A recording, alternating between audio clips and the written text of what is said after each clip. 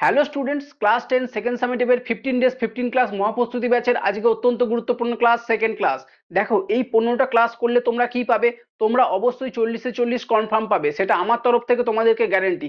কিন্তু তোমাদেরকে এই প্রমিস করার আগে আমি একটা কথা তোমাদেরকে বলতে চাই, যে তোমাদের তরফ থেকেও কিছু প্রমিস আমার জন্য দরকার। কিরকম?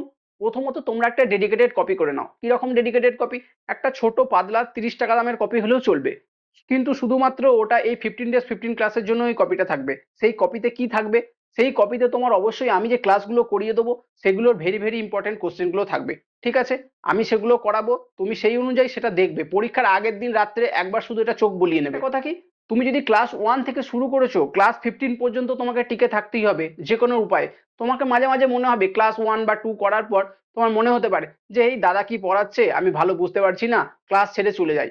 কিন্তু ক্লাস 15 পর্যন্ত যারা করে নেবে তারাই হবে আসল কেনার। ক্লাস 15 পর্যন্ত তুমি যে জিনিসগুলো শিখলে সেগুলো পরীক্ষার আগের দিন একবার দেখে যাও, তাহলেই দেখো তুমি 40-এ 40 পাকা আর হুবহু সব কমন।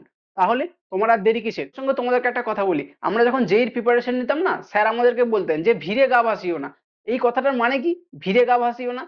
দেখো, প্রথম একটা দুটো ক্লাস সবাই করে নেবে, জোসে জোসে পড়ে সবাই ক্লাস করে নেবে একটা দুটো, কিন্তু যে ক্লাস 15 পর্যন্ত টিকে থাকবে সেই পরীক্ষায় কাঁপিয়ে আসবে, 40-এ 40 সেই পাবে, কিন্তু বাকিরা ওই 25-30-এ আটকে যাবে। বিশ্বাস তোমাকে করতেই হবে। আগের বছর আমরা আমাদের অফলাইন ব্যাচের অনেক ছাত্রকে লো লেভেল থেকে 95 100 পর্যন্ত পাইয়েছি, শুধুমাত্র এই ট্রিক ফলো করে। এইভাবেই পড়াশোনা করি, এই সমস্ত জিনিস ফলো করেই তারা আজকে 100-এ 100 পেয়েছে। সেই সমস্ত ছেলেগুলো যদি পেয়ে থাকে তাহলে আর চিন্তা কিসের, আমি তোমাকেও পাওয়াতে পারি।